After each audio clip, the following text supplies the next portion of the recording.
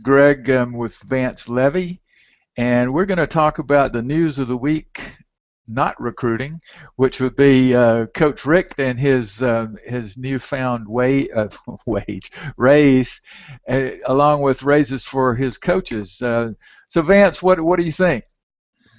I mean, I think you got to be pleased that from let's step back and take the coaches out of it. But I mean, let's look at it from a university standpoint. I think a lot of people for many years have wondered, hey, is Georgia all in? Are we committed to really being, a top football program in the country? And I think collectively the board, the AD, and Coach Rick had to all kind of get on the same page. I mean, I know when we did our post back in right before the bowl game, I was, I wasn't critical, but I was hoping that, our athletic board was going to kind of see, where the landscape was, and the landscape had increased.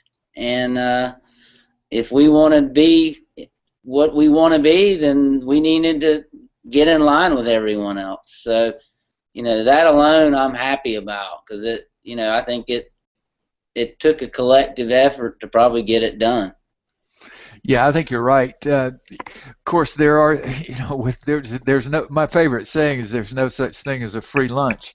So, of course, there's going to be ramifications for Coach Richt and his staff as well, because there's less benefit of the doubt. Would you not agree? I mean, I completely agree. I mean, now, once we get to practice, the indoor facility, whenever that comes online, then that not that anyone's making excuses, but like you and I exchanged some text this morning. I mean, at this point, it's up for Richt and his assistants below him or with him to kind of get over that last hurdle. And I think that's where, the naysayers out there are, they're worried as to whether or not he can do it or not. And, I've even, I think, joked last week when we were on our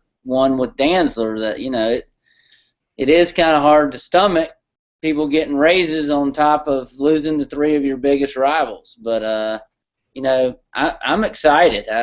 I think, Georgia as an institution has answered, what their coach thinks he needs, and the athletic thinks that they need to, get us to over that, to the next level. So now it's up to the staff, and there's no excuses.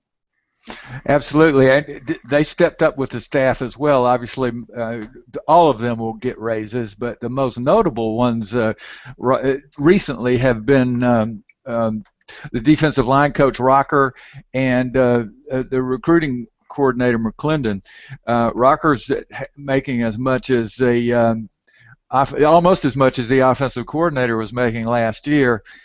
But to me, I think the most interesting news that's come out, other than the obvious news of Rick's $400,000 raise or $800,000, whatever it was, is those 7 positions that the athletic board has let, I assume Rick must have requested them, let him advertise for and hire as, and I'm calling them analysts like Alabama did. It's basically the same thing, but basically what it amounts to is that every coach, there's going to be an assistant there for every coach.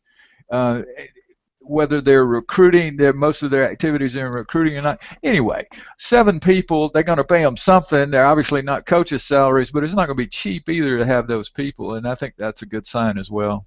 Yeah, I actually went and checked out the job description. I started the process, but I decided I better just keep doing what I was doing. They didn't mention what the salary was. I noticed that.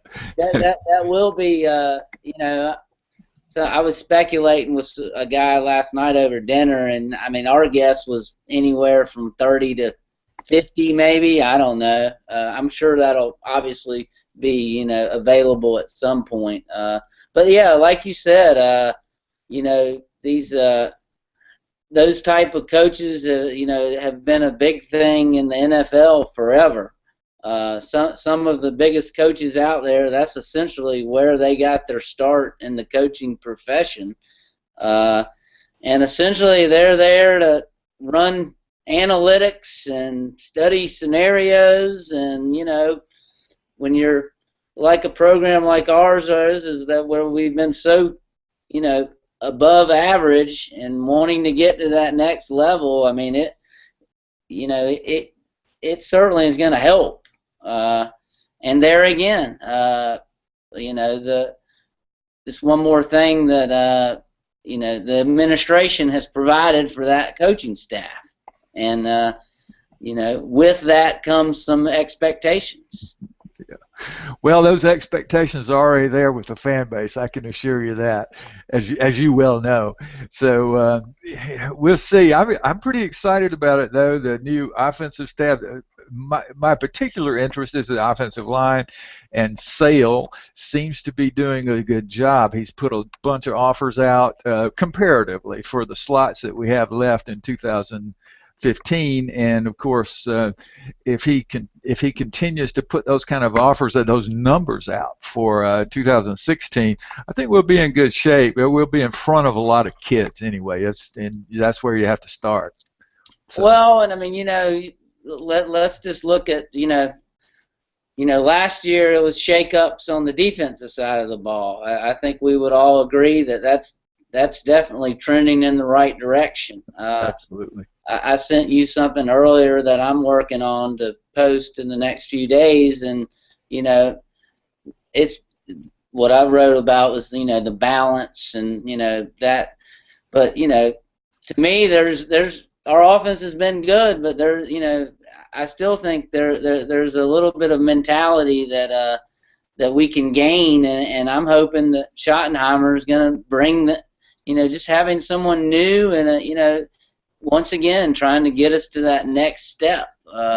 We were very productive under Richt and Bobo, but getting those tough yards or the biggest moments, I think we would agree we struggled at times, and I'm banking that the new coach is going to come in and that combined with the new strength, if you're trying to get to the next level, the things that are being done, I don't know how you can't be excited about them. Yeah, it's going to be fun. Well, let's do this again real soon, and we'll pick a new topic and try it again in a couple of days. Perfect. All right, man. Thanks. Get it.